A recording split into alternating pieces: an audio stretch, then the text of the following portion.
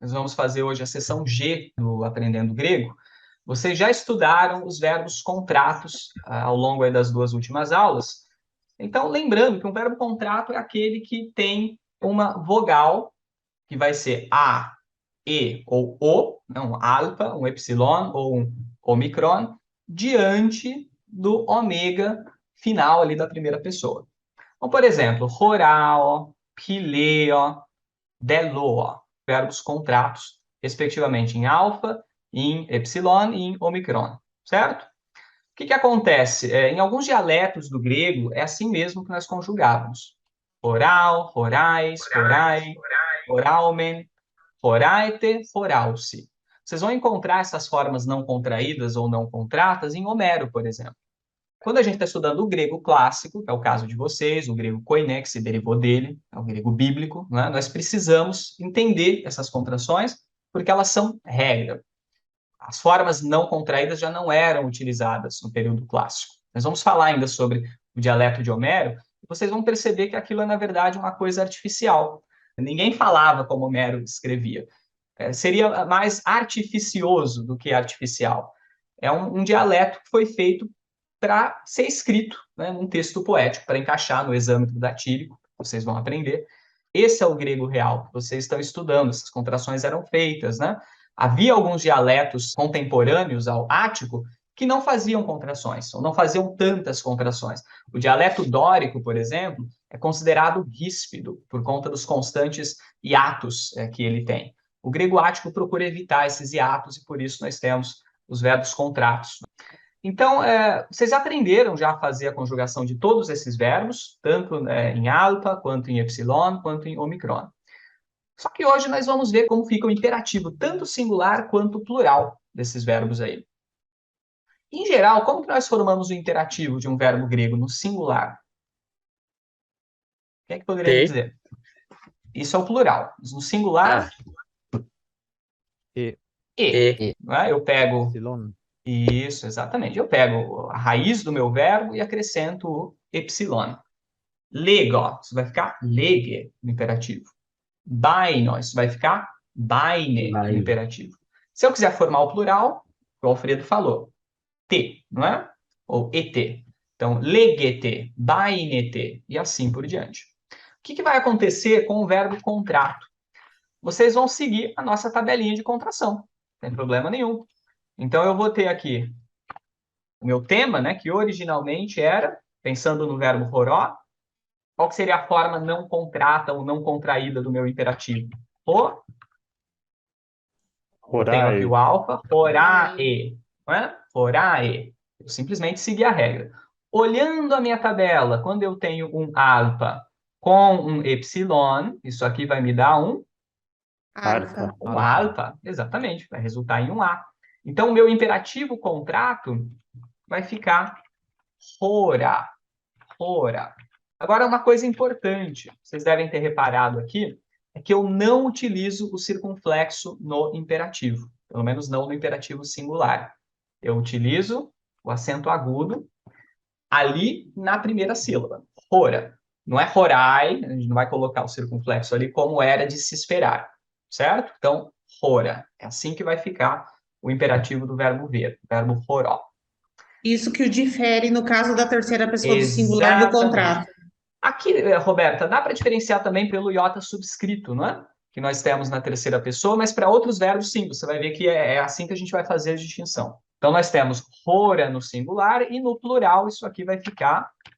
Aí sim, nós vamos usar o circunflexo horate.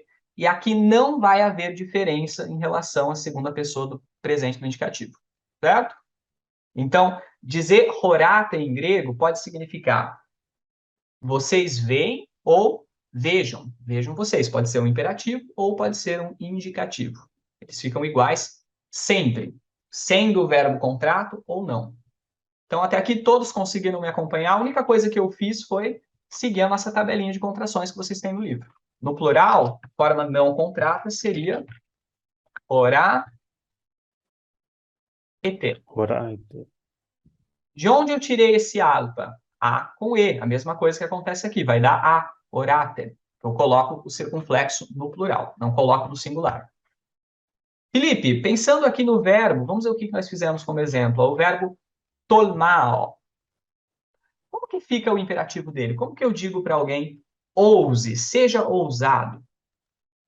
Tolma. Isso, tolma. Então vejam que o acento pula para trás, certo? Tolma. E no plural? Tolmate. Tolmate. Perfeito. Nikao, Ivan. Nika, Nika. E no plural? Nikate, Nikate.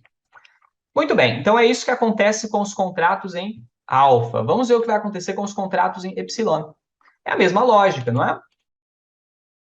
Kile, e eu vou acrescentar isso aqui, um e para formar o imperativo. Então, o imperativo não contrato seria pile. O que vai dar epsilon com epsilon, olhando a nossa tabelinha ali? Ei. Ei. Pile. Pile. Esse é o nosso imperativo. É o que a Roberta disse, ó. Vejam que a única diferença entre ele ama e ame é o acento, não é? Ali eu tenho pilei, aqui eu tenho pilei. Pilei, pilei. Ficou claro para todos vocês? Tá? E como vai ficar o plural disso? Pilete. Isso. Pilete. E, igualzinho, segunda pessoa do indicativo. Pileite, pileite, né? Amem. Pilei, pileite. Quem que não falou? Luca, como que ficaria o imperativo do verbo poieo? Vocês aprenderam recentemente, o verbo fazer. Poieo. Oiei. Poiei. Exatamente. Poiei. Salto do Oiei. acento. Poiei. Muito bem. Contratos em omicron. Mesma lógica. A forma não contrata seria de, lo, e. O que vai dar o com e? Vejam ali para mim na tabelinha. U. Vai dar u. Delo. Não. É. Isso mesmo. U, né? Então, Delo é o meu imperativo. Mostre, Delo. A ilha de Delos, por exemplo, até mostrei as fotos para vocês quando eu estive lá, tem essa ideia da revelação. É o lugar onde Apolo teria nascido, né? Delos. Então, Delo vai ser o imperativo. Aqui, não poderia, sob hipótese alguma, nem se eu quisesse, usar o acento circunflexo. Vamos ver se vocês aprenderam bem a regrinha do acento. Porque a última é longa. Porque a última é longa. Isso já elimina a possibilidade de um circunflexo. Plural, eu vou ter Delo e T. O que vai resultar aqui? Igualzinho à segunda pessoa, vou até copiar. Delute. Mostrem. Delute. Ok? Então, é a aplicação direta da tabela de contração. A única novidade, a única coisa que vocês devem tomar cuidado é o fato de que o acento não vai ser circunflexo, vai ser um acento agudo que vai dar um saltinho para trás, certo? Diferenciando aí da terceira pessoa nas situações em que eles poderiam se confundir. Que vai ser só com os contratos em epsilon, não é? Os demais aqui vão ficar diferentes, porque em alfa eu tenho o iota subscrito, aqui eu não tenho. E aqui é diferente também, a terceira pessoa é deloi, e aqui eu tenho delo. Então não vai haver risco de confusão. Mas na segunda situação aqui com os contratos em epsilon, sim, a única maneira de diferenciar a terceira pessoa do indicativo do imperativo é o acento.